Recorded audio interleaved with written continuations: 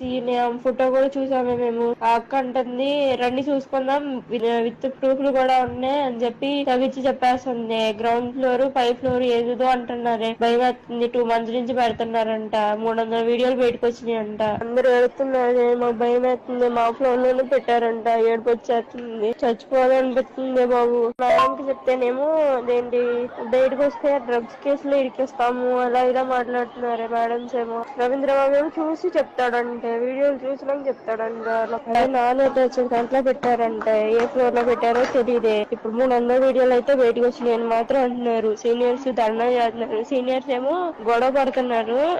అది madam wardens ఏమో కర్రలు పట్టుకుని ఎమ్మడి పడుతున్నారే. కానీ సీనియర్స్ చాలా మంది ఏడుస్తున్నారే. 300 వీడియోలు 2 నెలల నుంచి జరుగుతుందంట. ఆ పిల్లేమో పొలిటీషియన్స్ అంట. మరి తెలియట్లా, అందుకని భయపడుతున్నారు ఎవరైనా అడగడానికి. ఫేక్ న్యూస్ చూసి చెప్తాం. ఏ మాటలు మాట్లాడుతున్నాం. అదే ప్లీజ్ ఎవరి దగ్గరన్నా వీడియో కనుక్కోండి. ఇక్కడ వీడియో ప్రూఫ్ చూపిస్తేనే మాకు పట్టించుకుంటారండి, లేకపోతే పట్టించుకోరండి. అసలు ఏడుపు వచ్చేసింది. మా ఫ్లోర్ లో కెమెరా దొరికిందంటే వీడియో పెడుతున్నా మాకు ఏదన్నా చేస్తారంట, లేకపోతే ఏం చెయ్యారంట. అడుగుతుంటే కూడా కర్రలు పెట్టి కొడుతున్నారే. అంత ఉంది హాస్టల్లో ఇప్పుడు మా సిచ్యువేషన్. అందరు ఏడుస్తున్నారు.